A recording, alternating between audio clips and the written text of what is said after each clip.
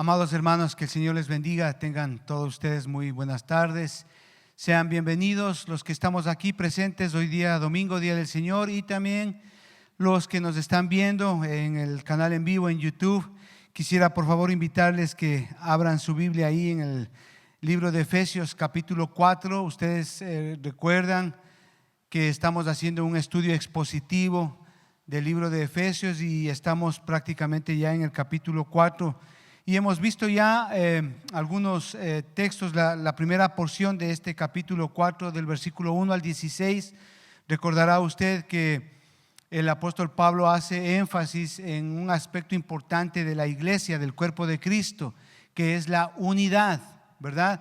De cómo andar en unidad, de cómo vivir de una manera práctica en unidad. Y para ello pues el apóstol Pablo pues nos indica justamente desde el versículo 1, dice ahí: yo pues preso en el Señor os ruego que andéis como es digno, dice así, ¿verdad?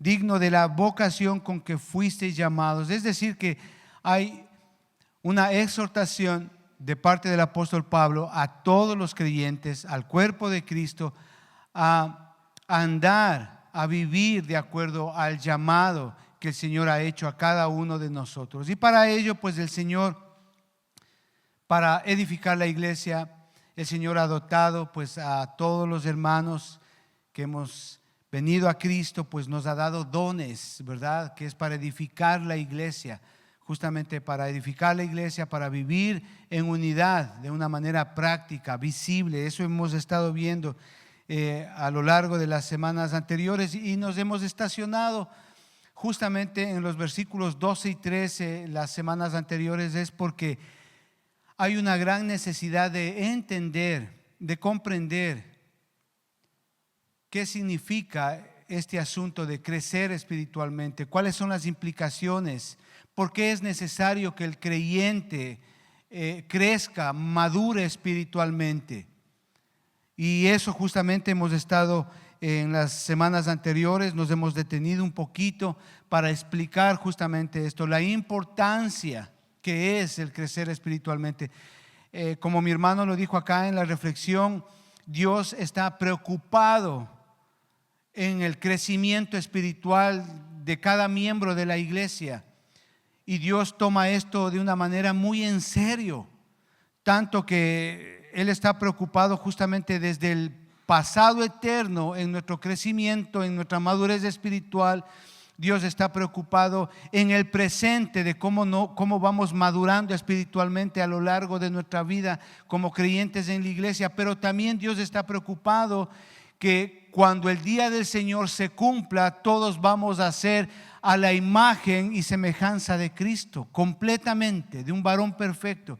Es decir, el pasado, el presente y el futuro tiene grandísima relevancia para cada creyente en términos de nuestra madurez, de nuestra semejanza a la imagen del varón perfecto que es Cristo. Dios está preocupado en esto. Por lo tanto, cada creyente aquí también debemos de estarlo. Hay una gran responsabilidad en ello, hermanos. Eso hemos hablado las semanas anteriores. Venir a la iglesia el día domingo no lo es todo. Hay una responsabilidad, como dice ahí justamente la exhortación del versículo 1, ahí en el capítulo 4, con lo cual Pablo empieza justamente esta gran sección acá, que debemos de andar como es digno de la vocación con que fuimos llamados. Así que hoy, hermanos, vamos a entrar justamente ya en la parte final de esta gran sección y vamos a ver las evidencias de la unidad. Es decir, cuáles son las evidencias, cómo se muestra una iglesia cuando hay unidad. Y para ello obviamente hemos visto las semanas anteriores cómo Dios ha equipado a la iglesia para que justamente podamos evidenciar la unidad de la iglesia de una manera práctica, de una manera visible. Y hay evidencias que son realmente importantes. Son 4 evidencias que las tenemos acá. Pero por la importancia de la segunda evidencia vamos a quedarnos ahí. De hecho, vamos a hacer un ejercicio práctico hoy día, ¿sí? Acerca de la segunda evidencia de la unidad de la iglesia. ¿Cómo nos damos cuenta que una iglesia es unida? Anda en unidad. Hay evidencias para ello y por eso es que vamos a abrir la palabra de Dios ahí en el libro de Efesios capítulo 4. Vamos a leer desde el versículo 12 en adelante para tener un buen contexto, ¿ya? Dice así la palabra de Dios, versículo 12 del capítulo 4 del libro de Efesios. A fin de perfeccionar a los santos, es decir, del versículo 1 al 11, pues el Señor explica por medio del apóstol Pablo de qué es lo que ha hecho Dios justamente para edificar la iglesia en términos de unidad, ¿no? Y vimos los dones que el Señor ha dado a cada miembro, etcétera, etcétera. Y empezamos desde el versículo 12 que dice, a fin de perfeccionar a los santos para la obra del ministerio, para la edificación del cuerpo de Cristo, hasta que todos lleguemos a la unidad de la fe y del conocimiento del Hijo de Dios, a un varón perfecto, a la medida de la estatura de la plenitud de Cristo, para que ya no seamos niños fluctuantes llevados por doctrina de todo viento, por doquiera de doctrina, de todo viento de doctrina, por estratagema de hombres para engañar emplean con astucia las artimañas del error, sino que siguiendo la verdad en amor, crezcamos en todo aquel que es la cabeza, esto es Cristo, de quien todo el cuerpo, bien concertado y unido entre sí por todas las coyunturas que se ayudan mutuamente según la actividad propia de cada miembro, recibe crecimiento para ir edificándose en amor. Vamos a orar, hermanos, vamos a darle gracias a Dios por esta palabra. Padre, te damos gracias en el nombre de nuestro Señor Jesucristo por tu palabra, Señor. Gracias porque en tu misericordia y en tu amor, Señor, tú nos das la oportunidad de poder ser expuestos a tu palabra, Señor. Te agradecemos por ello, Señor. Oramos también, amado Padre, por todos los corazones, Señor, que estamos aquí, que nos están viendo, Señor, que al ser expuestos a tu palabra, Señor, nuestros corazones sean transformados a la imagen de Jesucristo. Ayúdanos en esto, Señor. Te pedimos, Señor, que formes nuestros corazones a la imagen y semejanza de ese varón perfecto que es Jesucristo. Te pedimos, Señor, esto en el nombre de Cristo Jesús. Amén y amén. Amén, hermanos. Bueno, entramos ya a esta sección, hermano, que realmente hemos estado por algunas semanas, pero la importancia de esto es única. ¿Por qué? Porque tiene que ver con la vida de cada creyente, ¿sí? Hablábamos hace algunas semanas de que no está bien de que una persona, un creyente, esté 10, 15, 20 años viniendo, asistiendo a una iglesia y no crezca, no madure espiritualmente. Eso está mal. Y no solamente eso, sino que también eso afecta a todo el cuerpo, a toda la iglesia, ¿sí? La analogía que utiliza el apóstol Pablo aquí es precisamente la de un cuerpo, ¿verdad? Entonces, si algo en el cuerpo, por ejemplo, en nuestro cuerpo humano está fallando, el estómago está mal o algún brazo ha sufrido una ruptura, no solamente el brazo está afectado, sino que también afecta a todo el cuerpo. La misma analogía nos presenta el apóstol Pablo aquí. Es necesario que todos vayamos creciendo en unidad, ¿sí? Es cierto, a veces al empezar nuestra vida cristiana somos bebés espirituales, pero por esa misma razón debemos de crecer espiritualmente para edificar la iglesia. Y para ello el Señor nos ha dado dones. Todos tenemos dones. Aquí Dios no es exclusivo, no. Aquí en este sentido Dios a todos nos ha dado dones. Todos tenemos, sea usted bebé espiritual o sea usted una persona que ya está muchos años en el Señor, usted tiene ese don. Y el Señor nos hace este llamado a que vivamos de acuerdo a ese llamado. Es decir, que al ejercitar los dones que Dios le ha dado, pues vayamos creciendo en unidad y edificándonos como iglesia y también personalmente como creyentes edificándonos en Cristo Jesús. Y esa es la razón por la que nos hemos detenido aquí en estas semanas, para entender la importancia del crecimiento, de la madurez espiritual en el creyente. Y eso lo hemos visto las semanas anteriores. Y lo que acabamos de leer hace un momento, no sé si usted se dio cuenta en esta sección, Pablo está mirando a la iglesia como en dos niveles, como en dos aspectos o facetas, ¿no?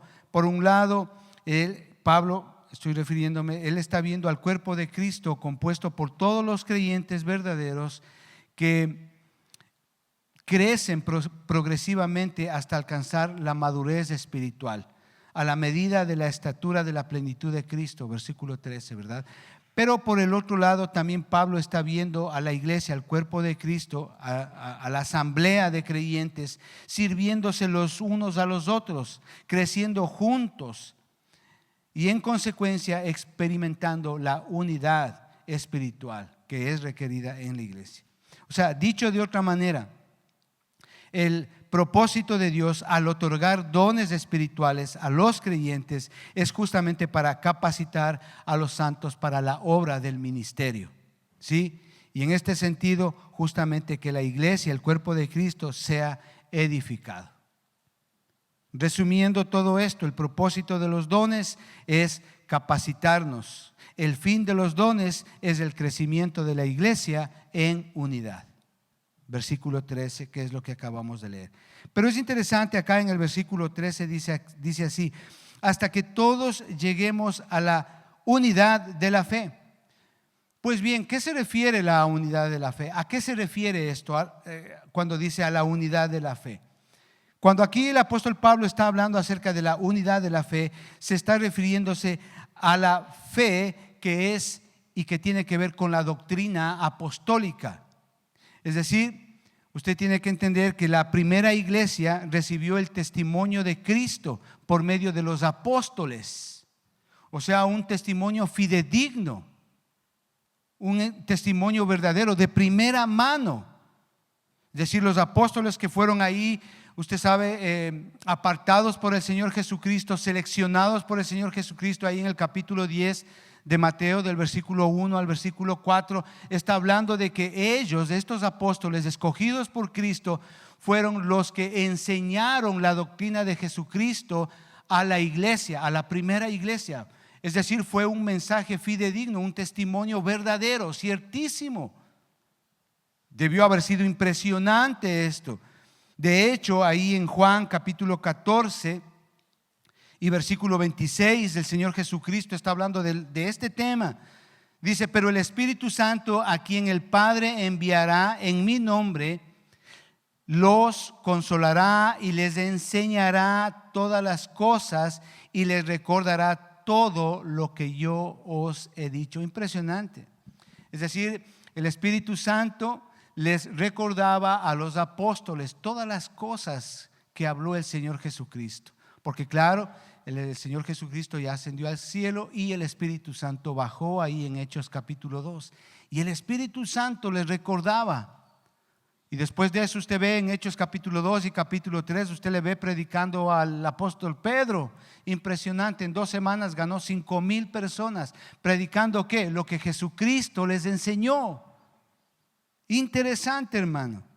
A esa fe se refiere, a esa doctrina apostólica que la primera iglesia recibió de primera mano. Es decir, los apóstoles que vieron, que vivieron a Jesucristo, que le conocieron a Él, que caminaron con Él, ellos hablaban justamente de lo que el Señor Jesucristo les enseñó, les iba enseñando, les recordaba todas las cosas que el Señor Jesucristo hablaba.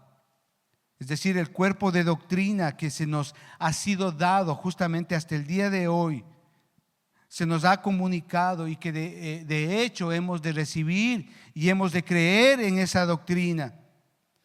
Debemos de entender 2 cosas, hermano, en este punto, 2 cosas fundamentales: que a ese cuerpo de doctrina que hemos recibido hasta el día de hoy, que no solamente recibió la primera iglesia, sino que ha venido hasta el día de hoy, hermano, y ya estamos y tenemos la Biblia. Tenemos que entender 2 cosas, hermano. Que uno, la primera, la más importante, hermano, que no debemos de añadir nada. ¿Por qué? Porque esto introduciría elementos extraños que desviarían el crecimiento y entorpecerían la madurez del creyente. Es decir, el mensaje de los apóstoles era fidedigno. Ellos no añadían nada. solamente hablaban y predicaban lo que Jesucristo enseñó. Pero también, hermano, es importante entender que tampoco, hermano, debemos de quitar nada a ese mensaje. Nada, no debemos de quitar nada. ¿Por qué? Porque entonces el proceso de edificación y unificación no podría completarse efectivamente. Es importante, hermano, presentar el evangelio como es. A esa unidad de la fe es la que se refiere, a ese cuerpo, es decir, al cuerpo de doctrina que nosotros recibimos de parte del testimonio de los apóstoles hasta el día de hoy. Y lo tenemos aquí, desde el libro de Mateo hasta el Apocalipsis, que no debemos de añadir ni quitar absolutamente nada. Un ejemplo de ello es, si usted, le invito a que lea en casita el capítulo 20 del libro de los Hechos, por ejemplo. Interesante. Pablo se está despidiendo ya en Mileto, tiene que regresar a Jerusalén. Él reúne a todos los ancianos de Mileto y de Éfeso, de la iglesia de Éfeso que estamos estudiando precisamente acá. Les reúne y les dice que él tiene que volver a Jerusalén, pero que es la última vez que les va a ver. Y todos los ancianos de las iglesias se quedan muy tristes.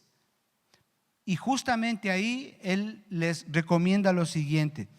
Hechos capítulo 20 del versículo 28 en adelante. Dice así: por tanto, mirad, Pablo se está despidiendo. Él les dice: de aquí ya no me van a ver nunca más. Y se quedan tristes y empiezan a llorar los ancianos, los diáconos ahí de las iglesias. Dice: por tanto, mirad, por vosotros y por todo el rebaño en que el Espíritu Santo os ha puesto por obispos para apacentar la iglesia del Señor, la cual Él ganó por su propia sangre. Y aquí está lo interesante, versículo 29.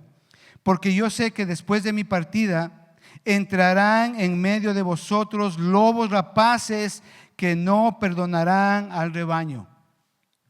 Versículo 30. Y de vosotros mismos se levantarán hombres que hablen cosas perversas para arrastrar tras sí a los discípulos.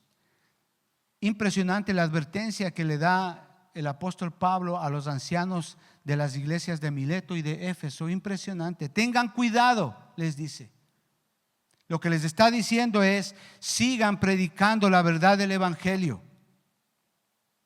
¿Por qué? Porque justamente habrá hombres perversos que van a enseñar cosas malas. Incluso de la misma iglesia van a enseñar cosas que no están bien. Por eso es que usted y yo, hermanos, estamos llamados a no pervertir el evangelio, a predicar justamente el testimonio que hemos recibido de los apóstoles. A eso se refiere la unidad de la fe, a predicar lo que el Señor Jesucristo enseñó. O sea, el énfasis acá del apóstol Pablo es sobre la necesidad de enseñar todo el consejo de Dios. Y también vemos estas advertencias, vemos en todas las epístolas generales y en todas las epístolas pastorales, donde se advierte a los siervos de Dios contra la influencia de doctrinas falsas, pastores falsos, enseñanzas extrañas, erróneas. Judas capítulo 1 versículo 3 dice así: amados hermanos, yo he tenido un gran deseo de escribirles acerca de la salvación que tenemos en común, gloria a Dios por eso. Pero dice: ahora me encuentro en la necesidad de escribirles para rogarles que luchen ardientemente por la fe que una vez fue dada a los santos. ¿Por qué? Porque se levantarán estos falsos maestros, estos falsos hombres que van a enseñar herejías, que van a enseñar cosas falsas y van a querer destruir a la iglesia. Entonces, amados hermanos, tenemos que entender esto. Eso se refiere a la unidad de la fe. Versículo 13, volviendo a Efesios, vamos a ver qué sigue. Hasta que todos lleguemos a la unidad de la fe, está entendido, y del conocimiento del Hijo de Dios.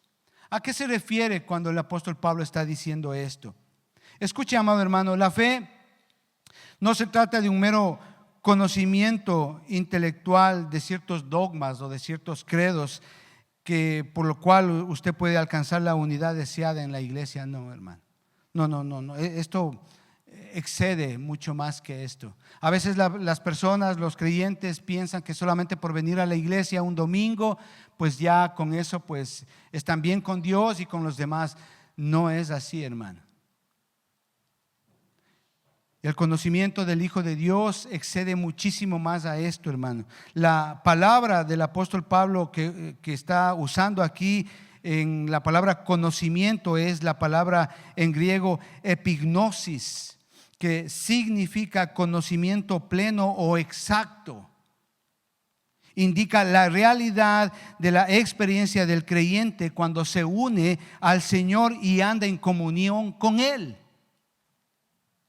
¿Se da cuenta usted? Este conocimiento es mucho más que algo intelectual, trasciende eso, es profundo, íntimo, da la idea de conocer experiencialmente a una persona, en este caso a Cristo.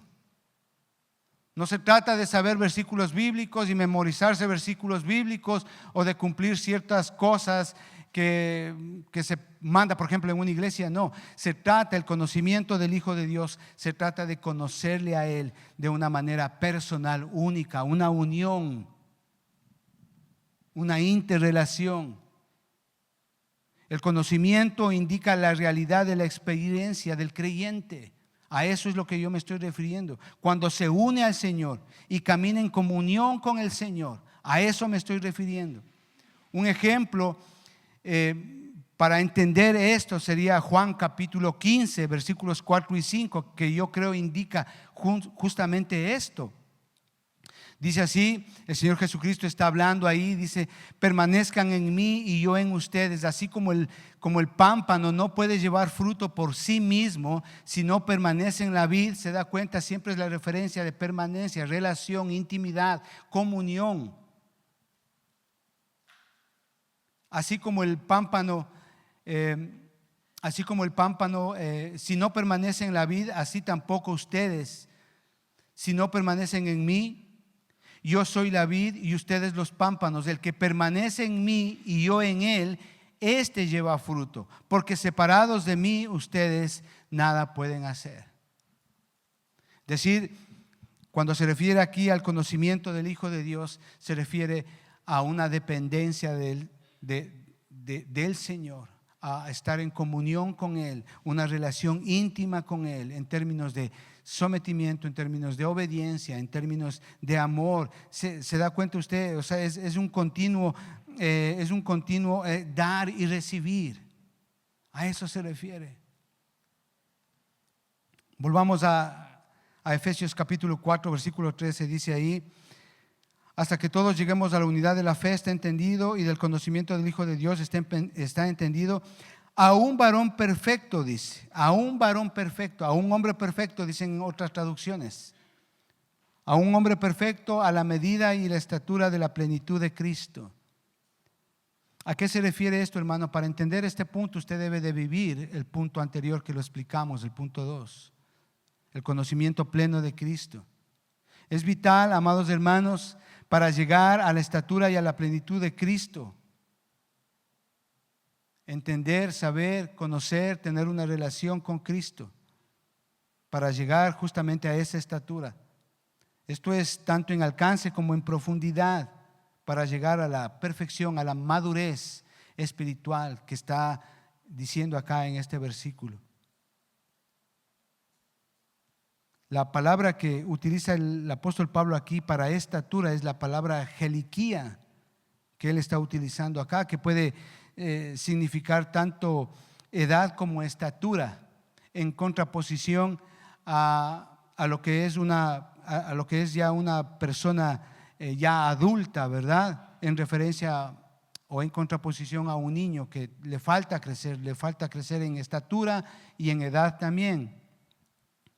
Primera de Corintios capítulo 2 y versículo 6 dice así: sin embargo, entre los que han alcanzado madurez, se da cuenta, han alcanzado madurez, es decir, que en un momento de su vida fueron bebés espirituales en la iglesia, pero ahora han alcanzado madurez, si hablamos con sabiduría, pero no con la sabiduría de este mundo, ni con los de sus gobernantes, los cuales perecen, dice. Primera de Corintios capítulo 13, versículo 11 también nos habla de eso. Pablo está hablando de eso. Cuando yo era niño, está poniendo esa analogía del crecimiento, de la madurez espiritual. Cuando yo era niño, mi manera de hablar y de pensar y razonar era la de un niño. Pero cuando llegué a ser hombre, dejé atrás las cuestiones típicas de un niño. Está poniendo este ejemplo, hermano. Es decir, una persona con 20 años, con 15 años en la iglesia no puede seguir como un bebé espiritual. Algo está pasando en esa persona, y no solamente eso, sino que esa persona, ese creyente que sigue como bebé espiritual, afecta a todo el cuerpo que es la iglesia local. Y eso es terrible. Por esto es importante notar, amados hermanos, que Pablo aquí, hermano, está poniendo énfasis en esto, hermanos. Entonces, hasta aquí la introducción. Entonces, yo quisiera invitarles a que abran la palabra de Dios ahí en la segunda carta que escribe el apóstol Pedro, capítulo 1.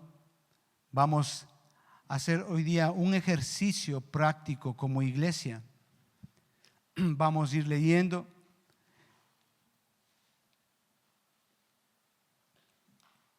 Vamos a tenerle ahí. Y la primera evidencia, hermanos, de una iglesia unida es justamente la semejanza a Cristo. ¿Sí? Segunda de Pedro, capítulo 1 y capítulo 2, vamos a tenerlo ahí en cuenta. Entonces, la primera evidencia que nosotros encontramos de que una iglesia es unida es justamente la semejanza a Cristo. Los líderes dotados deben de equipar a los santos para la obra del ministerio, dice, ¿verdad? Para la edificación de Cristo, del cuerpo de Cristo. Entonces yo quisiera ponerles un ejemplo acá, y a veces hay como malentendido en esto, ¿no? A veces hay muchos creyentes que piensan que el pastor de una iglesia local está ahí solamente para cobrar el sueldo y que él haga todo en la iglesia. Ese pensamiento es incorrecto, porque si entendemos todo lo que hemos venido predicando las semanas anteriores, todos estamos llamados para aportar con los dones que el Señor nos ha dado, en términos de que en el ejercicio del ministerio de nuestros dones, todos aportamos para la unidad de la iglesia. Entonces, este es el punto, la semejanza a Cristo en términos de servicio. Es decir, la congregación también está junto al pastor, la cual se sujeta a su liderazgo, mientras el pastor, a través de la palabra de Dios, les equipa para trabajar en la obra. Este es un punto importante, hermanos. Segunda de Timoteo, capítulo 3, versículos 3 y 17, nos ejemplariza esto. Dice: pero los hombres malvados y los engañadores irán de mal en peor, engañarán y serán engañados.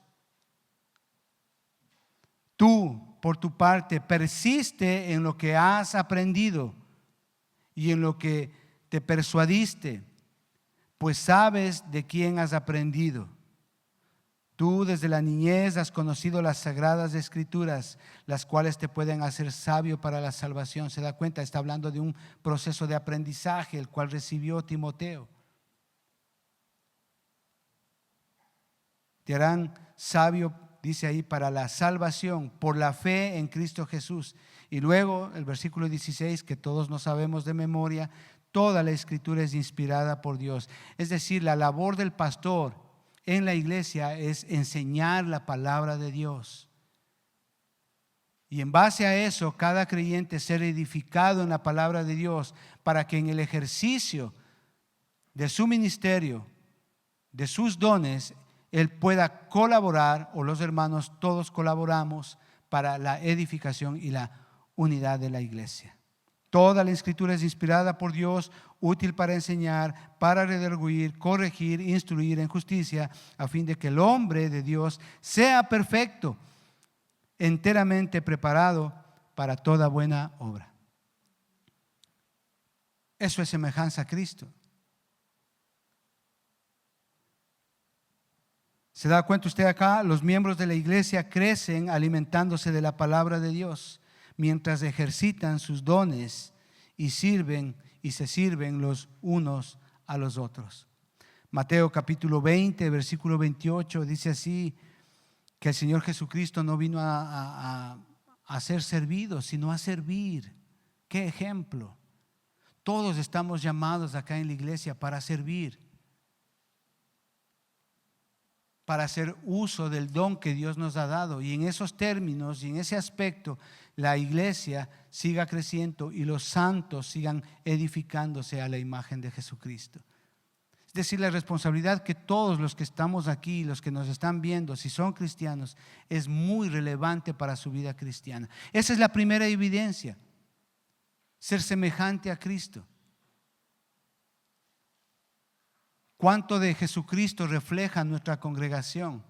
¿Cuánto de Jesucristo refleja usted como creyente en términos de servicio? El segundo o la segunda evidencia de una iglesia unida es justamente la estabilidad. Y es aquí donde nos vamos a estacionar un poquito, la estabilidad.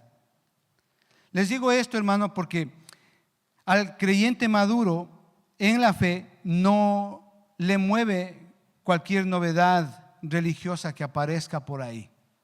Eso es evidente, eso es algo muy cierto, hermano. O sea, el creyente que es maduro en la fe, que ha crecido espiritualmente, que está creciendo espiritualmente, no se mueve por cualquier cosa que vea por ahí en las redes sociales. ¿Por qué? Porque justamente conoce la palabra de Dios, ha estudiado la palabra de Dios. ¿Por qué? Porque hay charlatanes religiosos que aparecen en cualquier momento para engañar y sacarlos de la fe, o llevarlos a doctrinas o a iglesias que no practican una buena teología y una sana doctrina, hermano. Culpa de todo esto, hermano, y hay que reconocerlo, son las redes sociales. Y yo he hablado mucho con respecto a esto, hermano. Entonces están tan abombados de las redes sociales, y cuando son bebés espirituales, cuando no leen la Biblia, cuando no estudian la Biblia, hermano, entonces cualquier cosa que oyen en YouTube, y por ejemplo es algo así como que nunca han oído y como que es así medio profundo y que wow, les impactó, dicen wow, esto es poderoso, dicen. Pero en realidad, hermano, como no leen la Biblia, no pueden identificar si es que es bueno, si es que es una palabra sana o algo que está corrompido. Y eso muchas veces traen a la iglesia.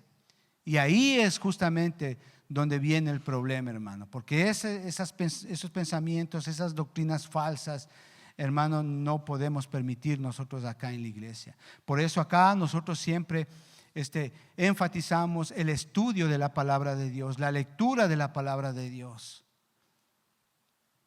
Y eso ocurre mucho en estos tiempos, tengo que decirlo, hermano.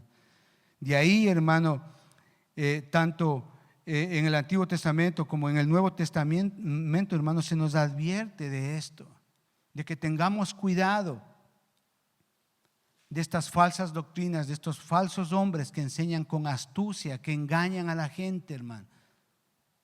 Estábamos hablando justamente con un hermano antes de empezar acá en la práctica del ensayo, de la alabanza, y justamente hablando de estas cosas que hay ahora. Estaba un hombre ahí, me imagino que todos le han de conocer. Estaba diciendo que hay 4 puertas espirituales y que Él ha ordenado que se abran. La puerta de la salvación y después la puerta de la prosperidad, decía, y Él ordena esas cosas, ¿no? Entonces, miren, si usted no lee la Biblia, si usted no estudia la Biblia, usted va a ser fácilmente engañado. A veces a mí me han preguntado, bueno, entonces, ¿qué veo en YouTube? Vea, sí, yo he recomendado 2 o 3 pastores, no más, hermano. Pastor John MacArthur, Stanley y David Adrian Rogers. Nada más, hermano. De ahí yo no sé, hermano. Así que hay un hombre que, Dios mío, es que esto es serio, ¿no? Esto es serio. Dice que el Espíritu Santo es mujer, es la madre Espíritu Santo. O sea, yo digo, ¿de dónde se sacó eso? Y adelante de él están como 2,000 personas diciendo todas amén, amén. O sea, ¿qué es eso? Y por ponerles 2 ejemplos así muy aberrantes de esto, y de esto hay muchísimo. Así que vamos a 2 de Pedro, hermano, y nos vamos a detener, porque esto es importante, este asunto de la estabilidad del creyente. Un creyente maduro es estable, no se deja engañar, puede reconocer cuando es buena doctrina y cuando no lo es, hermano. Un creyente que es maduro en la iglesia ayuda en la iglesia, no es estorbo, hermano. Un creyente que es maduro en la iglesia no es el que critica, es el que edifica, hermano. Y esto justamente acá en la segunda carta que escribe el apóstol Pedro, justamente hace una relación de esto, y vamos a hacer un ejercicio práctico de cómo se ve un creyente maduro y de cómo se ve un creyente inmaduro, un falso creyente, por así decirlo. Un creyente que no ha crecido, que está tambaleando, que está un pie en el mundo y un pie en la iglesia. Usted sabe de esos creyentes que el viernes van a la discoteca, pero el domingo están en la iglesia, como que no pasa nada. Estoy hablando de ellos, ¿no? ¿Verdad? O de ese tipo de creyentes que se supone hay. Entonces vamos a hacer ese tipo de comparación ahora, hermano, para entender. Vamos a usar el capítulo 1 y el capítulo 2. ¿Cómo se ve un creyente estable y cómo se ve un creyente o un falso creyente, por así decirlo? Mire, para empezar, hermano, podemos decir que ambos beben de una fuente diferente. Como primer punto, ambos beben de una fuente diferente. Acompáñeme ahí, 2 de Pedro capítulo 1 y versículo 16. ¿Sí?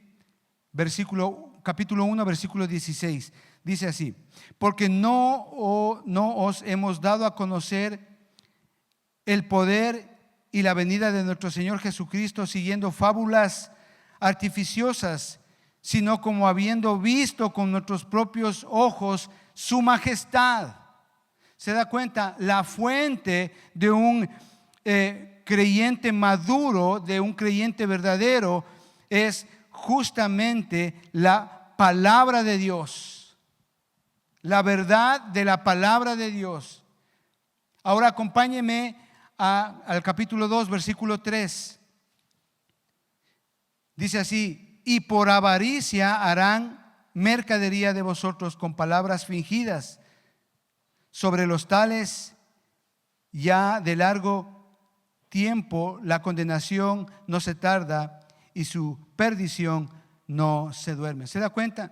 La fuente de los falsos maestros, de los falsos creyentes, de los que están más en el mundo que en la iglesia, es que ellos, la fuente de ellos es beber de su propia creatividad, de su propia elocuencia, de su propia oratoria.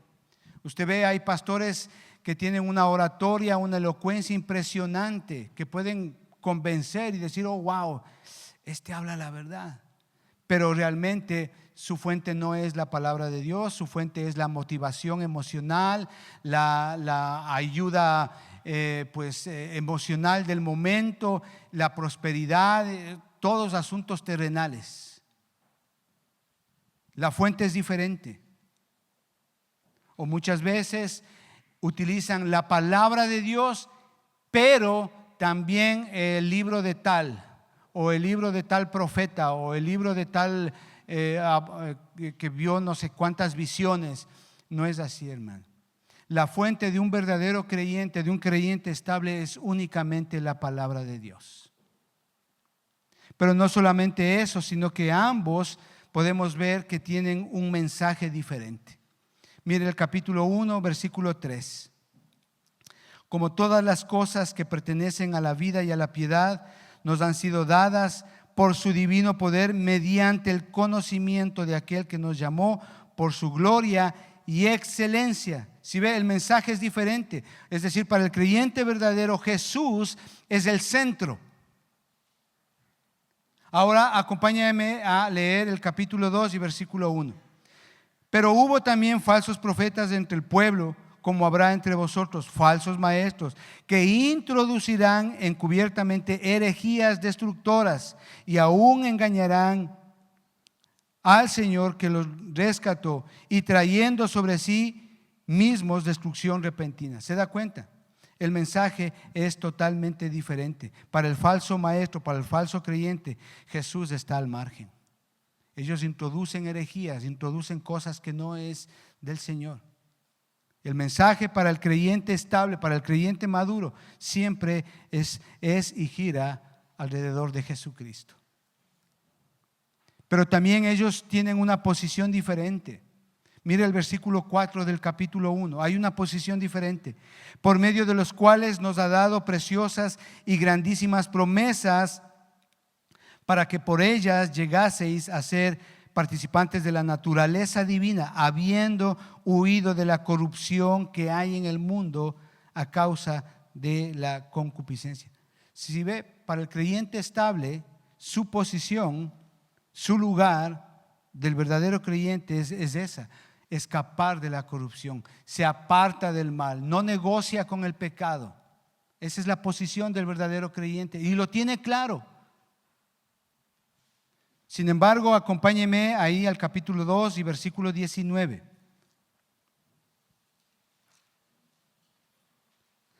Les prometen libertad y son ellos mismos esclavos de su corrupción, porque el que es vencido por alguno es hecho esclavo del que lo venció. El falso creyente es esclavo de la corrupción. Es esclavo del pecado. Si ve, dos posiciones diferentes. Ahora usted puede decir, bueno, todos pecamos, es cierto, todos pecamos todos los días. Pero una cosa es ir y arrepentirse, confesar el pecado, arrepentirse y ponerse a cuentas con el Señor. Y otra cosa es deleitarse en ese pecado. Es muy diferente, hermano. Pecar deliberadamente, una posición diferente a un creyente verdadero. Pero también ellos tienen un carácter diferente. No solamente una posición diferente, sino también un carácter diferente. Mire el versículo 5 del capítulo 1. Vosotros también, poniendo toda diligencia, por esto mismo añadid a vuestra virtud fe, a la virtud conocimiento. Carácter diferente. Un creyente verdadero persigue la bondad, el conocimiento, el dominio propio, la perseverancia, la piedad, el sometimiento a las autoridades, la amabilidad, el amor, el dominio propio. Acompáñeme al capítulo 2 y versículo 10. Y mayormente a aquellos que siguiendo la carne andan en concupiscencia e inmundicia y desprecian el señorío. Atrevidos y contumaces, no temen decir mal de las potestades superiores. El creyente falso está marcado por la arrogancia, por la rebeldía, el orgullo, el desprecio a la autoridad. Sus ojos no solamente son llenos de adulterio, sino también de altivez. No hay humildad, es carente de humildad. Dos caracteres totalmente diferentes, uno del creyente verdadero, del creyente estable, maduro en la fe, y el otro que no lo es. Pero también vemos que ellos tienen una apelación diferente. Capítulo 1, versículo 19. Tenemos también la palabra profética más segura, a la cual hacéis bien en estar atentos, como a una antorcha que alumbra en un lugar oscuro, hasta que el día esclarezca y el lucero de la mañana salga en vuestros corazones. una apelación diferente. El verdadero creyente que es estable, que es maduro en la fe, apela a las Escrituras, es decir, lo que Dios ha hablado. Ahora acompáñeme al capítulo 2 y versículo 18. Pues hablando palabras infladas y vanas, seducen con concupiscencias de la carne y disoluciones a los que verdaderamente habían huido de los que viven en error. Los falsos maestros hacen una apelación distinta. ¿A qué? A la arrogancia, a la vanidad. Seducen mediante deseos carnales y sensuales, como dice ahí. Hermanos, un verdadero creyente, su apelación siempre va a ser: ¿qué dice la palabra de Dios en esto? El falso creyente dice lo que usted quiere oír. Wow, eso marca la diferencia.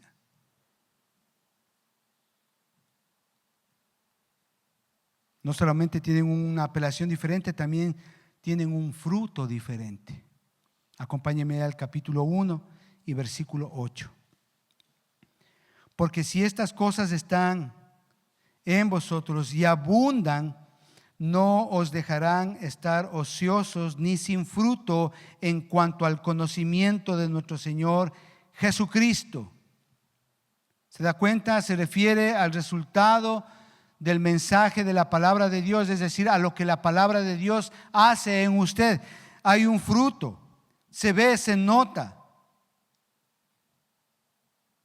Lo que la palabra de Dios hace en el corazón de las personas. Y eso es lo interesante. Vamos al capítulo 2 y versículo 17. Estos son fuentes sin agua y nubes empujadas por la tormenta, para los cuales la más densa oscuridad está reservada para siempre. El verdadero creyente es eficaz y produce fruto, es productivo, ayuda, edifica, colabora en la iglesia, en la casa, en el hogar, en el trabajo. Es conocido por ser una persona honesta, con una moral correcta.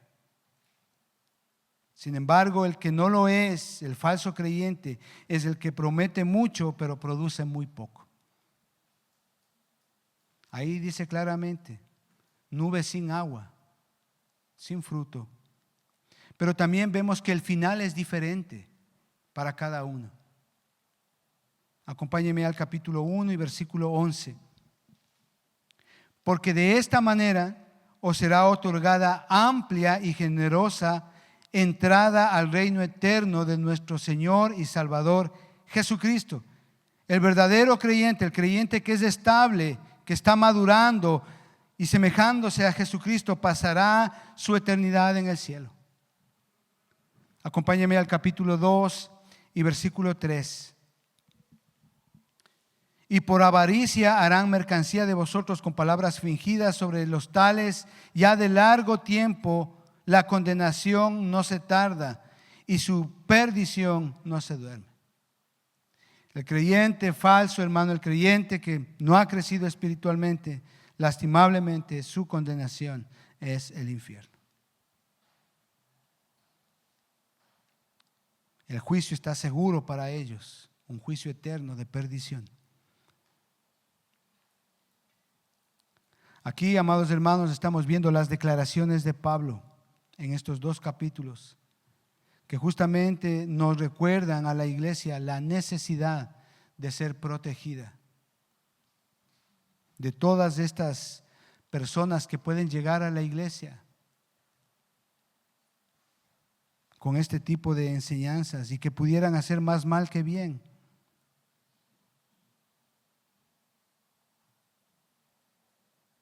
Estas influencias, hermanos, son muy peligrosas en la iglesia,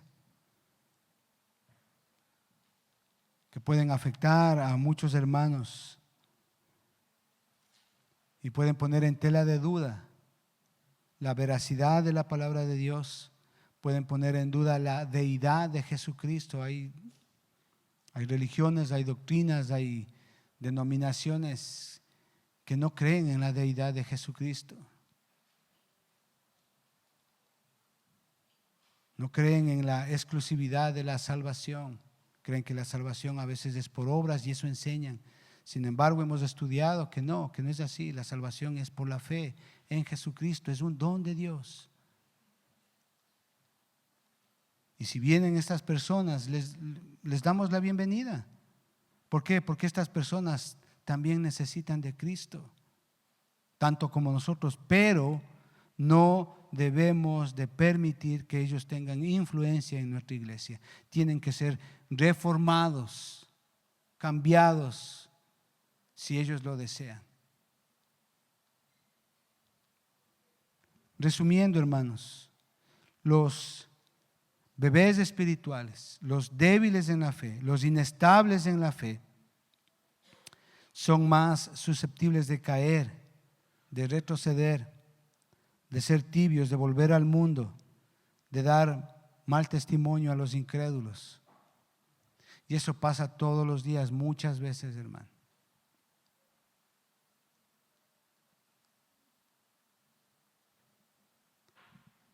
Nosotros estamos llamados para vivir como es digno de la vocación con que fuimos llamados. ¿Cuántas veces escuchamos que este es cristiano, pero no me paga la plata que yo le presté? ¿Cuántas veces escuchamos, hermano, y vemos, estamos trabajando ahí y hay peleas y dicen, ¿y cómo utiliza este vocabulario si es cristiano? Ay, caramba. Y lo que he hablado siempre, estamos trabajando a veces y hay creyentes que dicen que van a la iglesia y se cogen, ¿verdad? El toilet clean, el glass clean, a las funditas, se traen a la casa, hermano. No debe de ser eso. Creo que nosotros estamos llamados a vivir como es digno de la vocación que el Señor nos llamó, a ser hijos de Dios, a ser semejantes a Cristo, a tener estabilidad como cristianos, a no dejarnos engañar, a dar buen testimonio. Nuestra conducta habla mucho, hermanos. Nuestra manera de vivir, nuestras palabras, nuestros gestos, nuestras acciones hablan mucho de qué clase de creyentes somos. Si nos semejamos a Cristo y somos estables, eso habla mucho, hermano, de la unidad de la iglesia.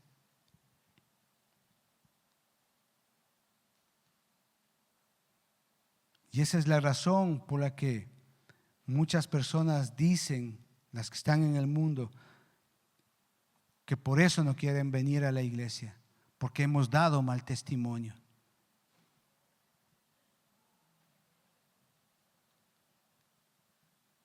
La existencia de la falsificación nunca es una buena razón para rechazar lo genuino. Eso es lo que yo les digo.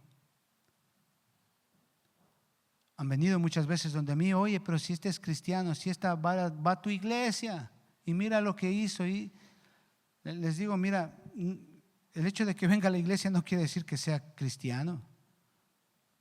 Y les empiezo a explicar esto de Efesios, hermano.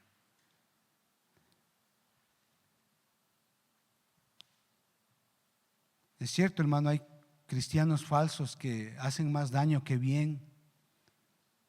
Bueno, ¿qué se puede esperar si estamos en un mundo caído? Amado hermano, no sea ingenuo. No rechace lo real porque ha visto lo falso. Y eso estoy hablando con los que recién están escuchando por primera vez el Evangelio.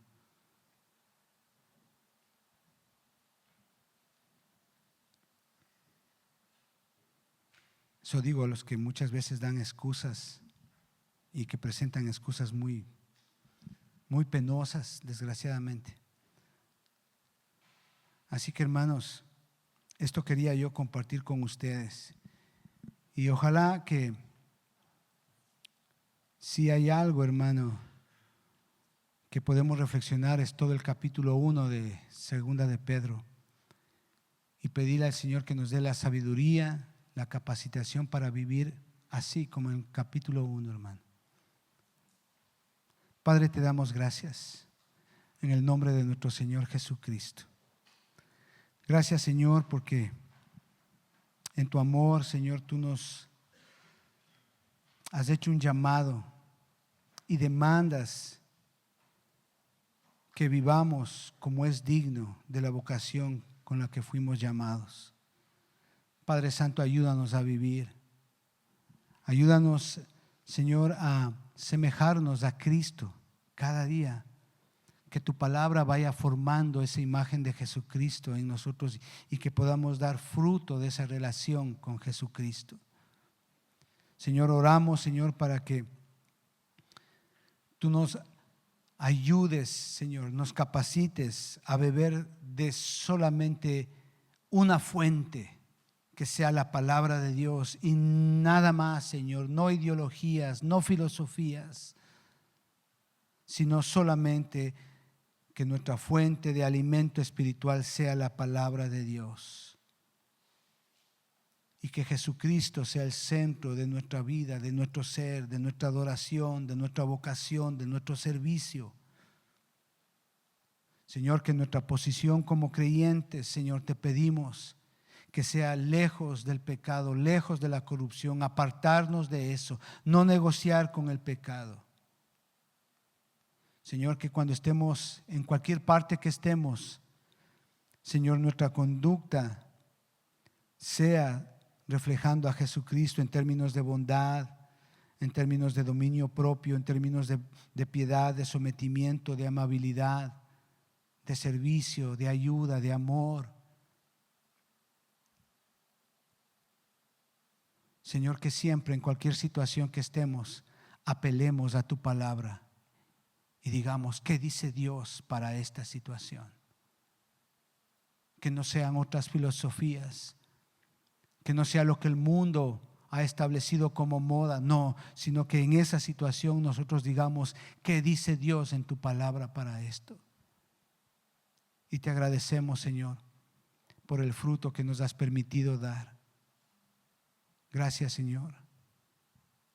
Gracias, amado Padre. En el nombre de Cristo Jesús. Amén y amén. Amén, hermanos. Que Dios les bendiga. Muchas gracias.